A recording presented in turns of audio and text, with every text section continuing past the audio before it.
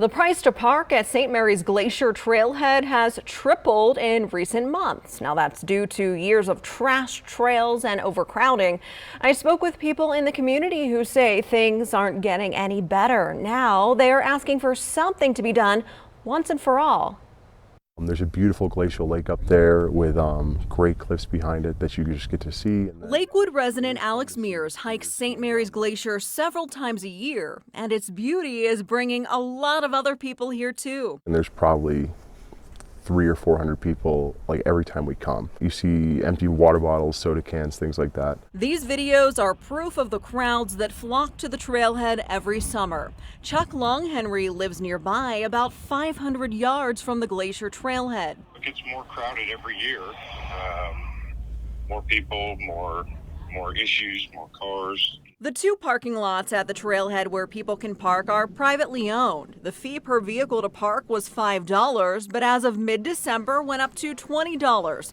St. Mary's Metro District tells Denver 7 the private owners increased the fee because many people did not pay, and that money helps the owners with maintenance.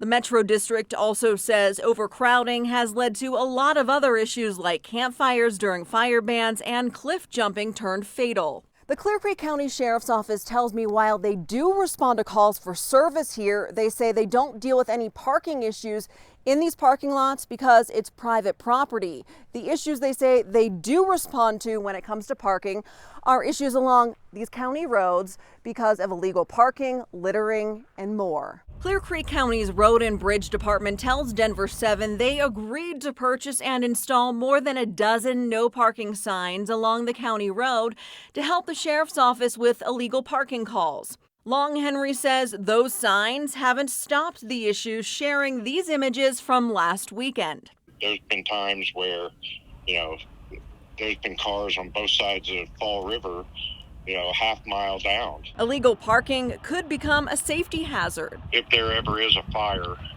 or, an incident, an emergency, it just makes it that much tougher for our first responders to get up there and take care of things. And while the U.S. Forest Service does manage some lands near St. Mary's Glacier, they tell Denver 7 the Arapahoe National Forest lands boundary is pretty far from the parking area, suggesting the community work with county officials to get solutions.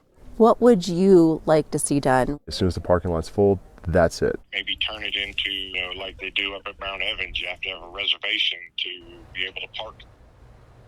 Now, we reached out to the owners of the two private parking lots at the St. Mary's Glacier trailhead. We've yet to hear back from them. We'll let you know if we do.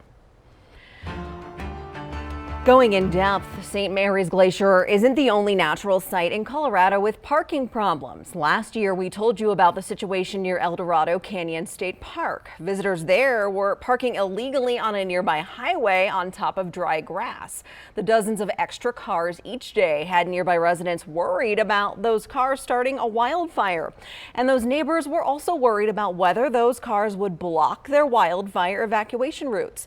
Since we first reported that story, the park has implemented a timed reservation system to limit the number of cars. And permits and reservations are nothing new for Colorado's most famous nature sites. National parks, state parks, and other sites in Colorado have implemented these types of systems. Some of them include Rocky Mountain National Park, Mount Evans, and more.